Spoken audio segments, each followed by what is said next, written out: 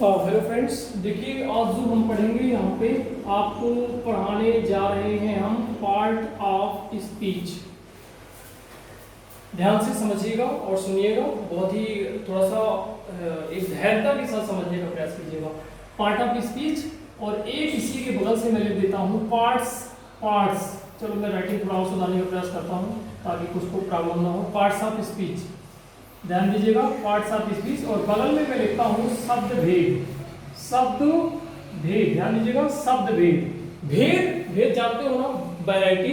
और शब्द क्या है, शब्द मैं आपको पहले समझा चुका हूँ, इसलिए मैंने कहा कि छोटी छोटी चीजें समझते जाइए, फ्यूचर में बहुत प्रॉब्लम होगी। तो पार्ट्स ऑफ स्पीच और या पार्ट ऑफ स्पीच, चलिए मैं अभी चर्चा करता हूँ। देखिए मैंने लिखा राम एक नाम लिया, तो ये क्या लिया, पार्ट है किसका, मैंने बोला ना स्पीच क्या है, बोलना, तो पार्ट है किसका, स्पीच का, ये स्पीच का पार्ट है। फिर मैंने लिख दिया इलनेस क्या होती है, बीमारी होती है, ये भी क्या है, पार्ट ऑफ स्पीच है। चलिए एक चीज मैंने बोला, मुझसे किसी ने पूछा कि राम कहाँ है, मैंने कहा घर के अंदर, इनसाइड बोल दिया। चलिए ठीक है, इनसाइड बोल दिया, अंदर, इनसाइड मतलब अंदर, ठीक है। इलनेस मतलब बीमारी होती है। तो अब मैं कहूंगा कि बताइए इनसाइड क्या है, तो आप बोलेंगे पार्ट ऑफ स्पीच है। क्या है, पार्ट ऑफ स्पीच है। फिर कल कोई और व्यक्ति आ जाता है, उसने कहा चलो राम हम टीम बनाते हैं, तो टीम क्या है, कोई पूछेगा क्या है टीम, तो आप कहोगे पार्ट ऑफ स्पीच है, पार्ट ऑफ स्पीच है। कोई एकदम से आया और चौंक गया, बोला लाश, ठीक है, तो ये भी क्या है, पार्ट ऑफ स्पीच है। मैं पर्टिकुलर एक व्यक्ति की बात, एक वर्ड की बात कर रहा हूँ, ये क्या है, पार्ट ऑफ स्पीच है। लेकिन सुनिए ध्यान से, अगर मैं सभी को एक साथ कह देता हूँ राम, ऑलराइट, फिर मैंने कह दिया इलनेस, ILLNESS, इलनेस भी कह दिया मैंने, इनसाइड भी कह दिया, INSID, इनसाइड भी कह दिया, फिर मैंने कह दिया टीम, ये टीम भी हो गई, और फिर मैंने अलास भी कह दिया, ठीक है। इन सारे वर्णों को एक साथ बोला जाए तो एक साथ जो चीज पढ़ते हैं उसको बोल देते हैं पार्ट्स। तो ये हो जाएगा पार्ट्स ऑफ स्पीच। एग्जैक्टली आप इसी तरह नोट करते जाए, समझते जाए, कोई दिक्कत नहीं है। मतलब कि अगर हम कोई एक चीज की पर्टिकुलरली बात करें तो वो कहलाता है पार्ट ऑफ स्पीच, और सारी चीजों को पढ़ते हैं तो वो कहलाता है पार्ट्स ऑफ स्पीच। तो एग्जैक्टली आज यही कुछ होने वाला है कि स्पीच के बारे में हमें क्या जानना है। तो मोस्टली जो हमें पढ़ना है, ये पढ़ना है, क्या पढ़ना है, पार्ट ऑफ स्पीच। ध्यान दीजिएगा, मैन हेडिंग आपकी ये है पार्ट ऑफ स्पीच। तो चलिए मैन हेडिंग डाल के हम आपको पढ़ाने का प्रयास करते हैं। देखिए मोस्टली जो आज हम पढ़ने जा रहे हैं, तो ये मैन हेडिंग जो आपकी है पार्ट्स ऑफ स्पीच। तो मुझे लगता है जो फर्क है, कभी कभी कंफ्यूज हो जाते हैं बुकों में, कभी पार्ट्स ऑफ स्पीच, हालांकि यही लिखा मिलना चाहिए आपको, parts of speech. Part of speech नहीं होता, पार्ट्स ऑफ स्पीच होता है, क्योंकि नाम है तो लोग समझ जाते हैं। पार्ट का मतलब क्या होता है बताइए, भाग, पार्ट्स का मतलब भाग, तो एक भाग को तो पढ़ना नहीं। स्पीच मतलब बोल या शब्द के बोल, शब्द बोल शब्द, इसलिए इसका नाम रखा दिया गया है शब्द भेद, याद रखिएगा, शब्द भेद नाम रखा दिया गया है। इसीलिए जो पार्ट ऑफ स्पीच होती है, तो टोटल कितनी होती है, there are 8 parts of speech, there are 8 parts of speech. ध्यान से समझिएगा, 8 parts of speech in English. अब वो कौन कौन होती हैं उनको हम बारी बारी समझेंगे। तो पहली जो होती है वो होती है डियर स्टूडेंट्स नाउन। अभी नाउन एक बहुत है, नाम भी समझते जाइए। नाउन को यदि हिंदी में ट्रांसलेट करें तो हिंदी वर्जन का नाम होता है संज्ञा, जो कि आप हिंदी में भी पढ़ते हो।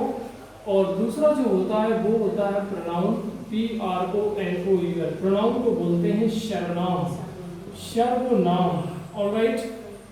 इसके बाद जो तीसरा होता है वो होता है एडजेक्टिव, ADJECTIV, ठीक है। एडजेक्टिव का मतलब होता है विशेषण, जैसे इनके नाम है वैसे इनके काम भी हैं। देखिए अभी मैं समझाने का जब प्रयास करूंगा तो आपको समझ आएंगी।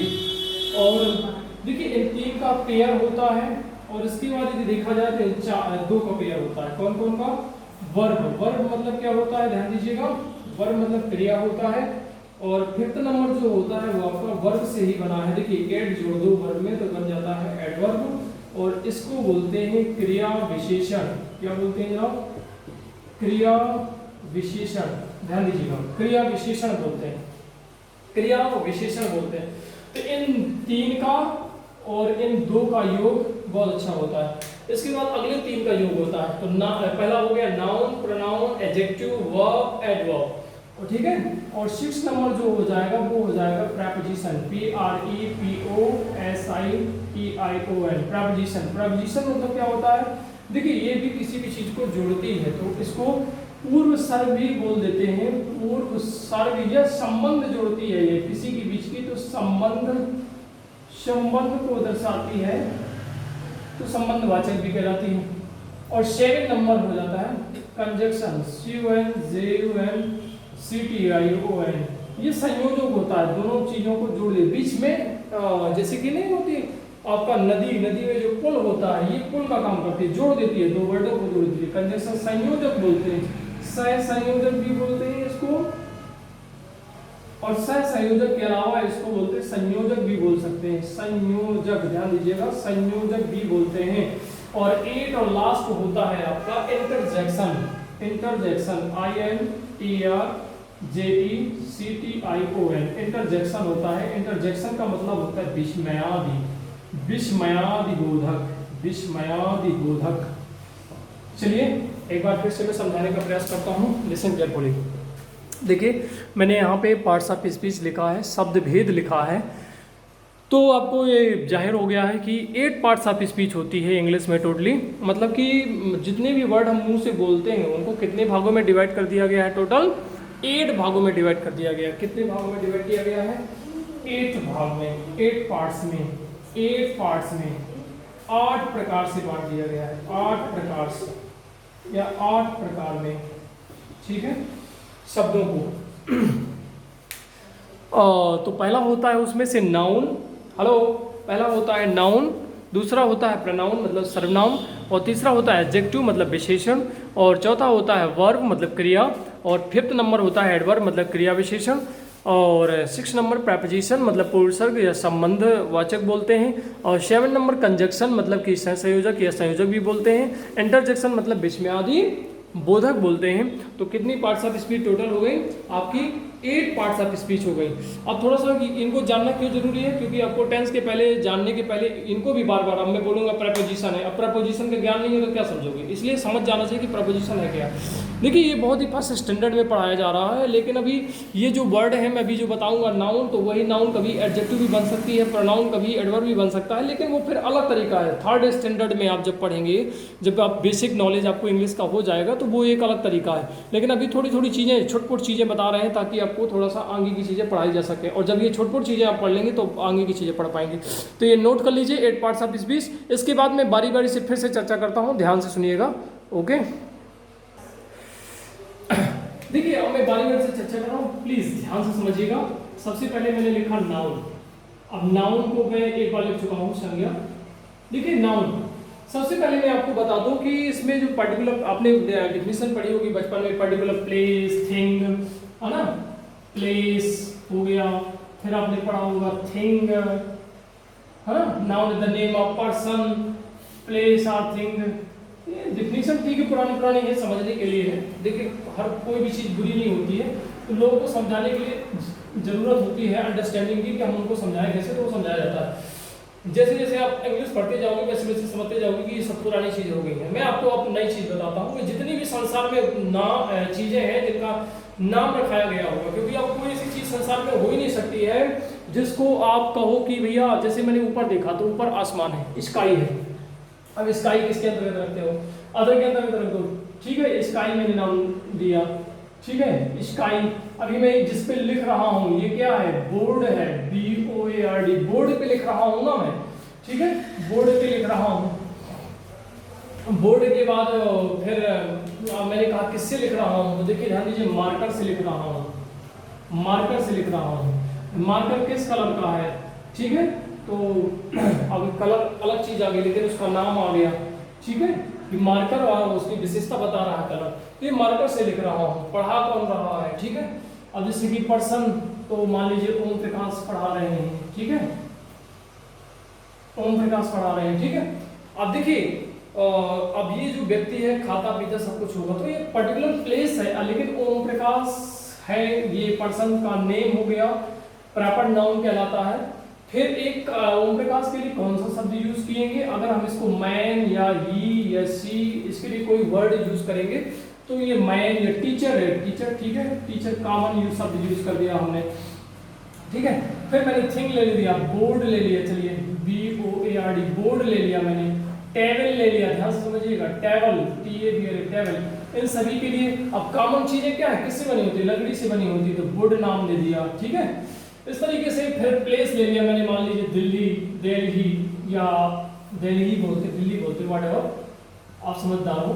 जबलपुर, ठीक है, जबलपुर। अब जबलपुर को क्या कहते हैं, जबलपुर एक सिटी है ना, सिटी, सिटी हो गई, ये कॉमन हो गया। जबल, ठीक है। अब एक जो एक जबलपुर की जो कंडीशन होगी, जो एक्शन होगा, जो मूवमेंट होगा, क्वालिटी होगी, ठीक है। अब जैसे कि इसकी क्वालिटी है ऑनेस्टी, HONESTY, ईमानदारी जिसको बोलते हैं, ध्यान से समझिएगा, हिंदी अर्थ भी समझते जाइए एक आध दो वर्ड ताकि आपको समझ में आ जाए। ये नाउन है, ठीक है। और भी नाउन होते हैं जो दो प्रकार से, अब्स्ट्रक्ट, ये इसी के अंतर्गत आ गया, जैसे कि गोल्ड, गोल्ड। अब गोल्ड से क्या बनता है, आभूषण, ऑर्नामेंट्स बनते हैं,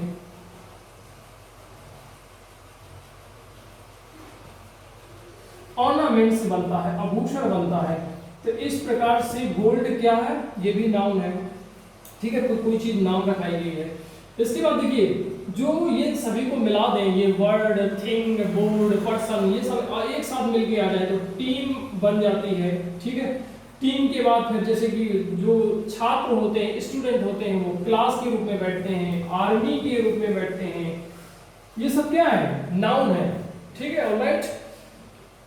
तो 5 प्रकार के नाउन होते हैं। जब मैं नाउन को अलग से चर्चा करूंगा तो मैं बताऊंगा, अभी केवल समझाने का प्रयास कर रहा हूं। तो ये समझ लीजिए कि जितनी भी संसार की चीजें हैं जिनका नाम रखाया गया वो सब क्या है, नाउन है।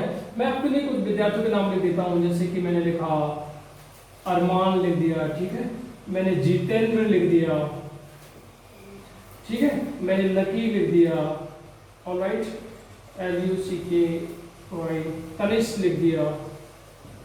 ये सब क्या है, आपके नाउन ही है।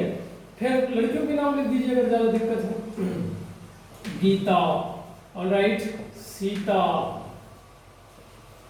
बबीता, ये सब क्या है, नाउन है। तो नाउन मतलब संसार की जितनी भी चीजें हैं जिनका नाम रखाया गया है, आपको ये बस समझ में आ जाए कि जिनका नाम रखाया गया वो सब क्या है, नाउन है। अब जैसे गोल्ड है, कोई धातु नहीं होगी ना, इसका नाम रखा दिया, क्या नाम दे दिया गया, गोल्ड में। एक को लोहा कह दिया गया, एक को कुछ कह दिया गया, जैसे दीवारें हैं, ठीक है। इसी तरीके से जैसे मैंने ईमानदारी लिख दिया।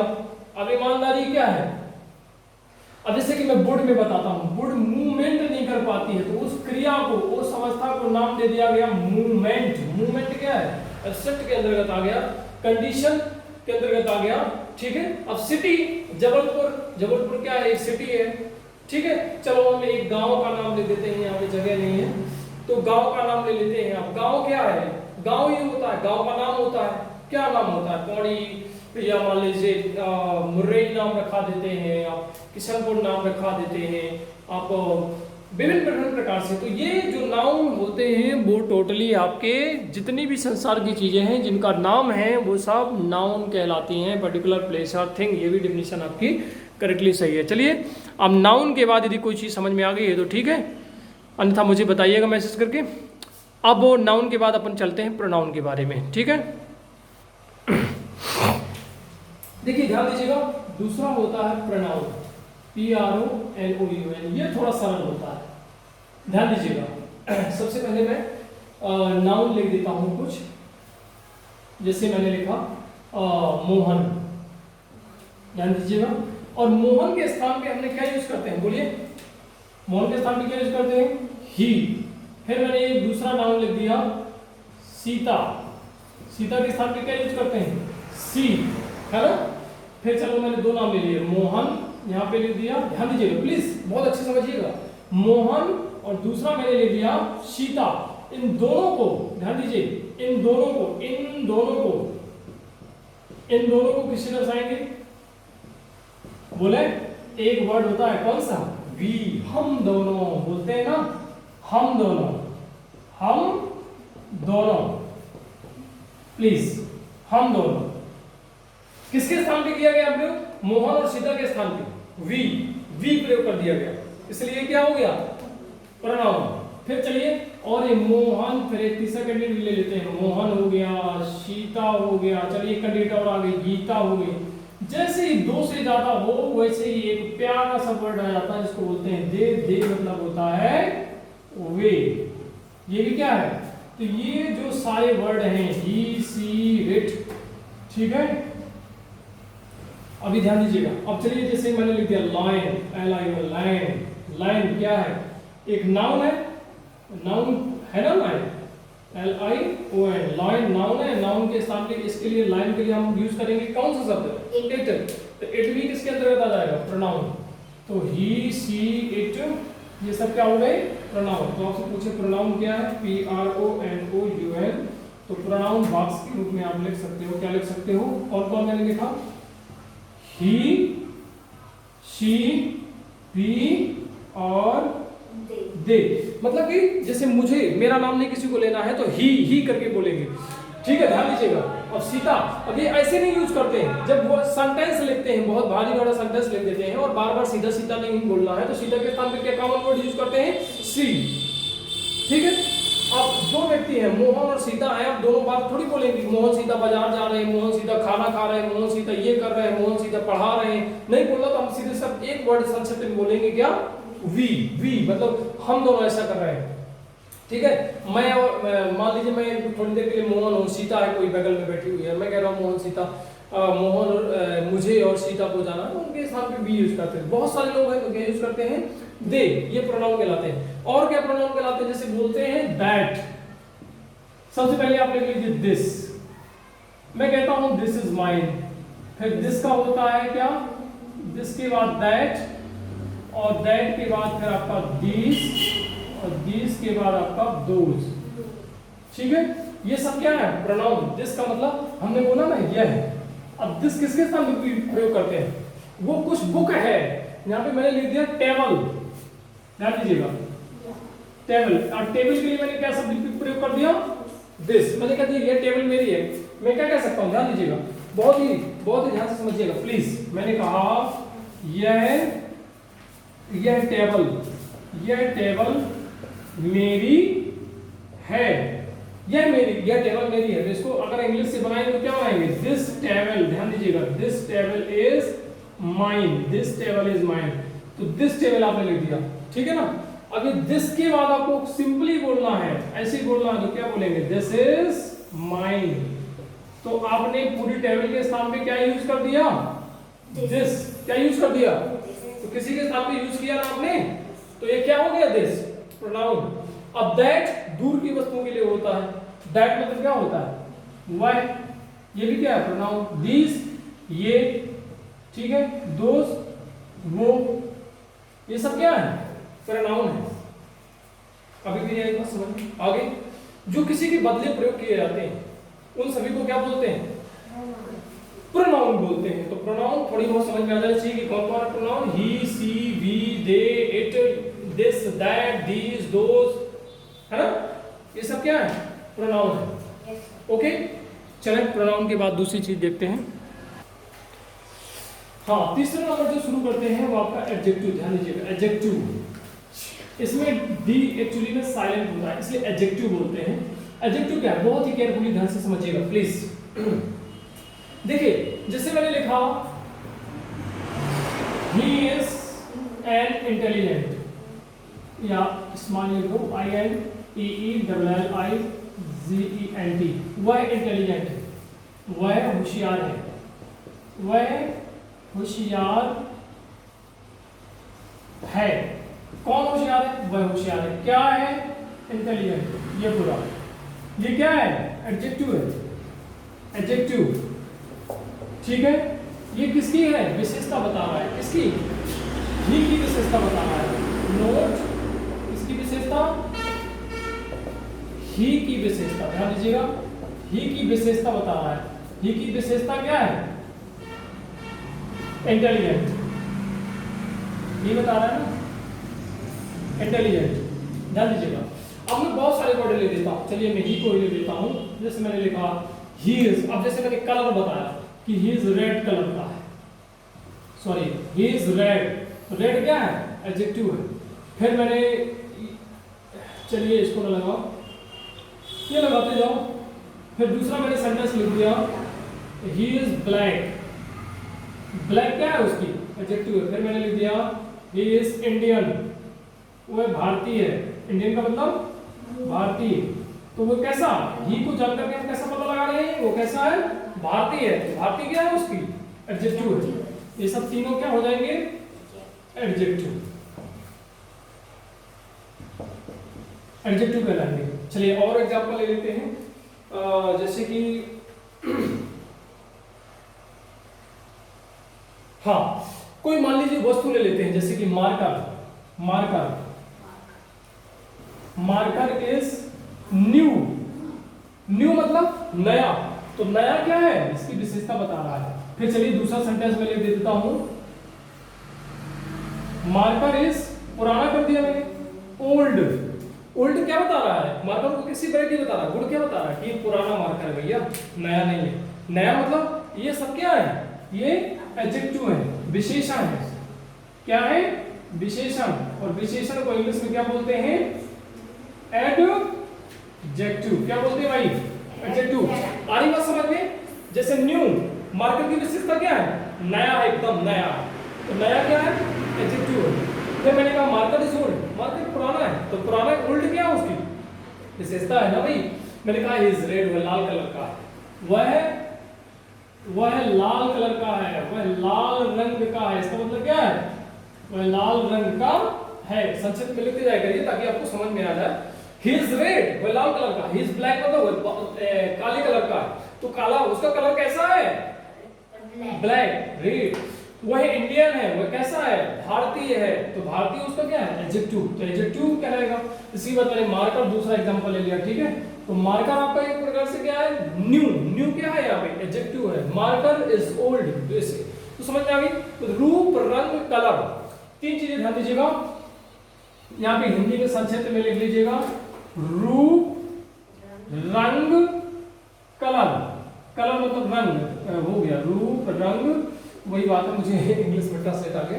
तो देखिए रूप कैसा है, ब्यूटीफुल है, हैंडसम है, ठीक है। जैसे मैंने लिखा she is beautiful, she is BEAUTIFUL, beautiful. Beautiful क्या है बताइए, एडजेक्टिव है, वो सुंदर है। कौन सुंदर है, एक लड़की है जो सुंदर है, तो ब्यूटीफुल क्या बता रही है, उसकी सी की विशेषता बताई जा रही है। तो ये सब क्या हो गया, उसका क्या बता रहा है, रूप बता रहा है, रूप कैसा है उसका, सुंदर है, ठीक है। इसी को मैंने कह दिया व्हाइट कलर की है, चलो इसी को मैंने लिख दिया, ये जो लड़की है कैसी है, WHIT, व्हाइट मतलब क्या होता है, गोरे रंग की है, गोरा। व्हाइट ये क्या है, इसका कलर बता रहा है, क्या बता रहा है, कलर, COLOUR, कलर, किस कलर की है लड़की, गोरे कलर की है, या महिला जो भी व्हाटएवर, तो रंग बताया जा रहा है। जहां पर उसकी विशेषता बताई जाए वही कहलाता है कि आपका एडजेक्टिव कहलाता है। मेरे ख्याल से एडजेक्टिव समझ में आ गया होगा।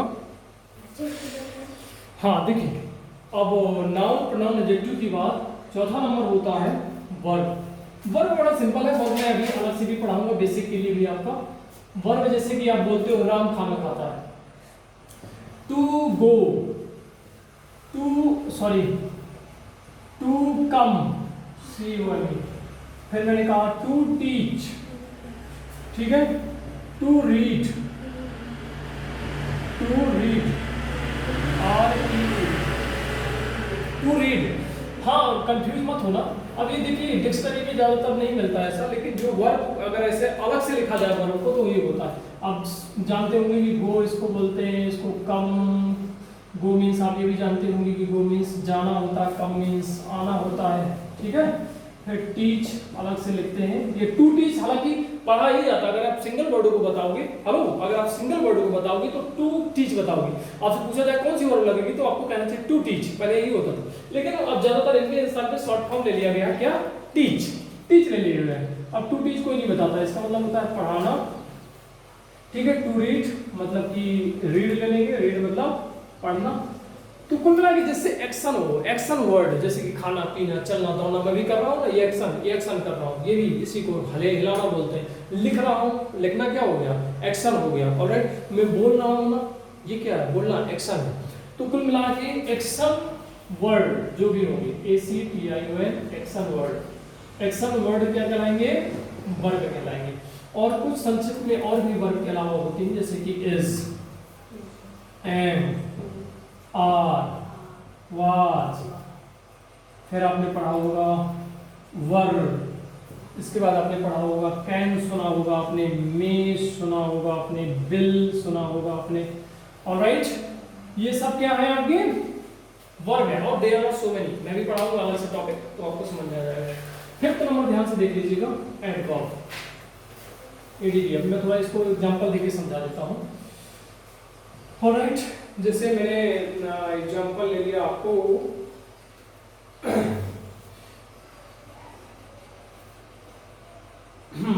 लिसन केयरफुली, ध्यान दीजिए, LISTEN, लिसन केयरफुली, ध्यान से सुनिए, ध्यान से सुनिए। देखिए कौन सा वर्ब हो रहा है, एक्शन क्या है यहाँ पे, किसका एक्शन हुआ, हेलो किसका एक्शन हुआ, सुनने का। तो वर्ब क्या होगी बोलिए, वर्ब क्या होगी, लिसन, LISTEN, लिसन। फिर पूछा एक्शन तो करना है, लेकिन कैसे करना है, ध्यान से, ध्यान से, ध्यान से क्या हो गया, केयरफुली। हेलो लिसन केयरफुली, मैंने फिर से बोला लिसन केयरफुली, मतलब ध्यान से सुनिए। कैसा काम करना है, सुनने का काम करना है। कैसे करना है, बहुत ही ध्यान से करना है। तो जो ऐसे वर्ड आए, करने का तरीका जो बताएं, मैंने जो बताया वे बताएं, वो कहलाते हैं एडवर्ब। फिर जैसे कि वह है he run, ध्यान दीजिएगा, he runs, he runs fast। इसका हिंदी में बात किया जाए तो ये होता है वह तेज दौड़ता है। बताइए कैसे दौड़ता है, अगर मैं इसमें प्रश्न उठाऊं, वह तेज दौड़ता है, मैं कहूं कैसे दौड़ता है, बताइए कैसे दौड़ता है, कैसे दौड़ता है। तो इसका जो आंसर मिलेगा वो क्या आएगा, फास्ट। फास्ट मतलब क्या होता है, तेज। कैसे दौड़ता है, तेज। तो यहाँ पे जो फास्ट हो गया वो क्या कहलाएगा, एडवर्ब। अब आपसे पूछूं कि यहाँ एडवर्ब क्या है, बताइए, ADVERB एडवर्ब क्या है, तो आप बताएंगे फट दे, फास्ट होता है। क्या होता है एडवर्ब, हाँ, हालांकि यहाँ दिख नहीं रहा है तो मैं ऊपर लिख देता हूँ, ठीक है जी। फास्ट, यहाँ पे जो एडवर्ब पूछा जाएगा, ADVERB एडवर्ब, वो क्या कहलाएगा, फास्ट कहलाएगा। किस सेंटेंस में, ये नीचे वाले सेंटेंस में। फास्ट क्या है यहाँ पे, एडवर्ब है, ठीक है। ध्यान से सुनिए, कैसे सुनिए, ध्यान से, केयरफुली। वर्ब को करना है, एक्शन को करना है, कौन सी वर्ब को, सुनने के काम को करना है, सुनने के काम को करना है। और सुनने के काम को कैसे करना है, ध्यान से करना है। और ध्यान से के लिए इंग्लिश का जो वर्ड होता है वो होता है केयरफुली, और केयरफुली क्या हो जाएगा, एडवर्ब हो जाएगा। इसी तरीके से वह दौड़ता है, ही रन्स फास्ट, ध्यान दीजिएगा, वह तेज दौड़ता है, और वह तेज दौड़ता है, लेकिन कैसे दौड़ता है, फास्ट, तेज।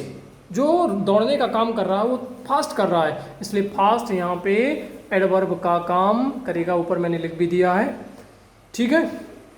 चलिए अब 3 और बचे, उनको ध्यान दे लेते हैं।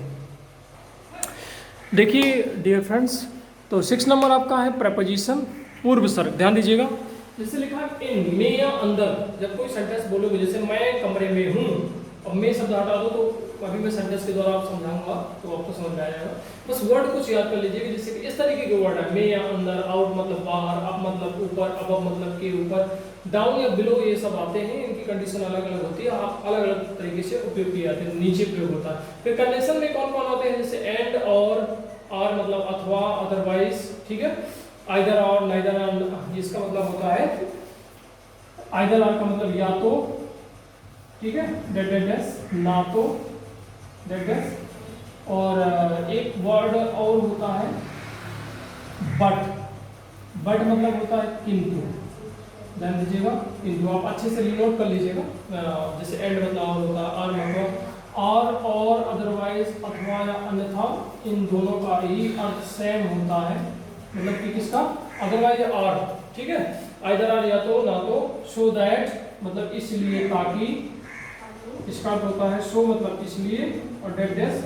अभी बीच में जब सेंटेंस आप क्लास पढ़ेंगे तब आपको समझ में चीजें आएंगी। अब देखिए, तो ये हो गए कंजक्शन, जो वर्ड है सेंटेंस को जोड़ते हैं। इसके बाद इंटरजेक्शन, विस्मयादि बोधक। देखिए विस्मयादि बोधक में क्या है, जैसे आप मोबाइल से फोन करते हो, हेलो बोलते हो, ठीक है, हेलो, तो ये क्या है, एक्सप्रेशन दिया ना आपने, तो ये इंटरजेक्शन, इसमें आप विस्मय हो जाते हो, एकदम से कोई चीज ओह क्या हो गया, तो ये क्या हो गया, एक्सप्रेशन हो गया।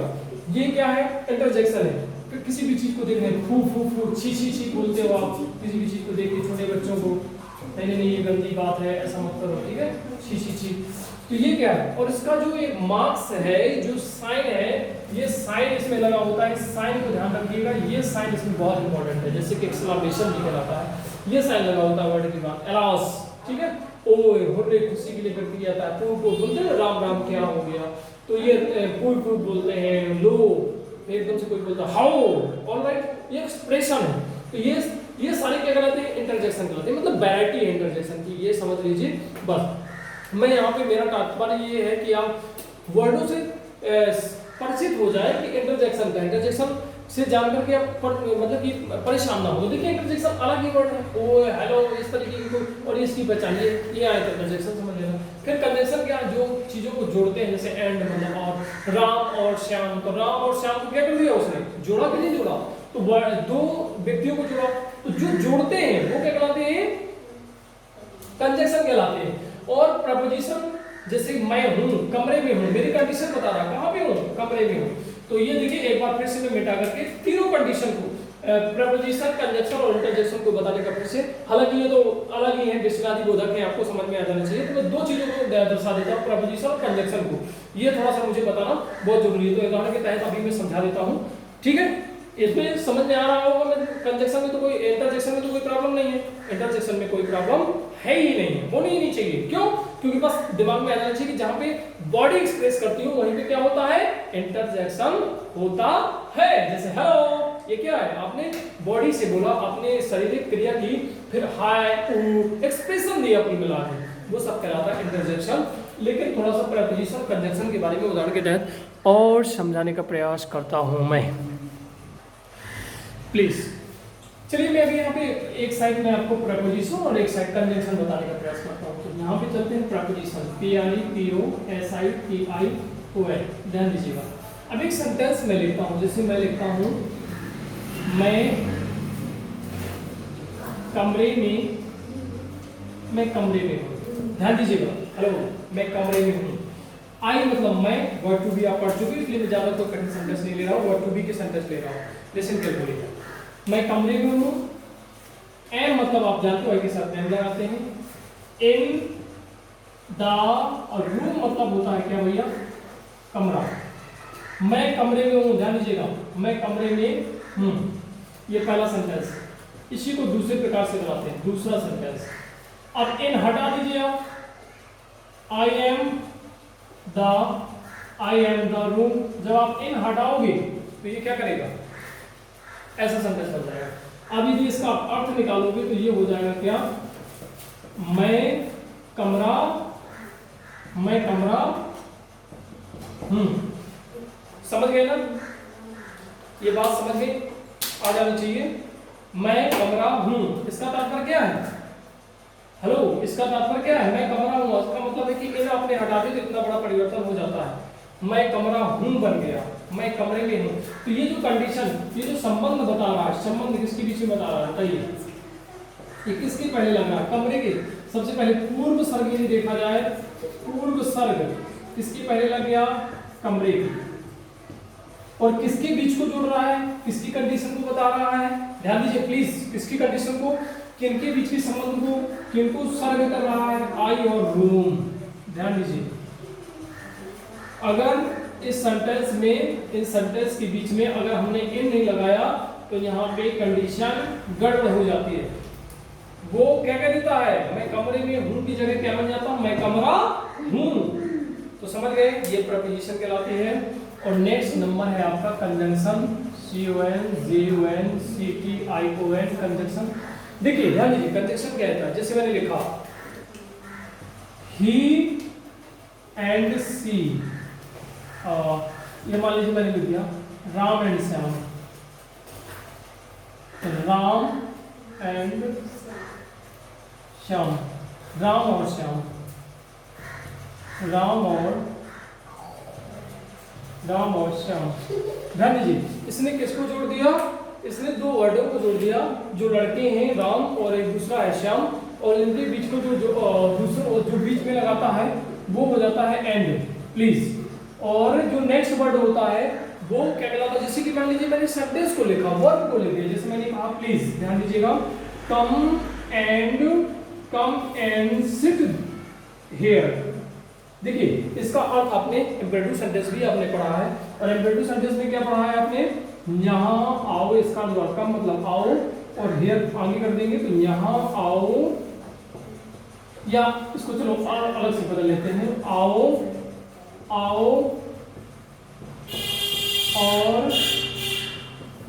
और यहाँ बैठ जाओ, आओ और यहाँ बैठ जाओ, प्लीज ध्यान दीजिए।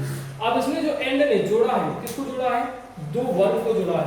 कम क्या है, वर्ब क्या है यहाँ पे बताइए, वर्ब कम है, और कौन है बताइए, सिट। सिट मतलब क्या होता है, कम मतलब आना, और सिट मतलब क्या होता है, बैठना।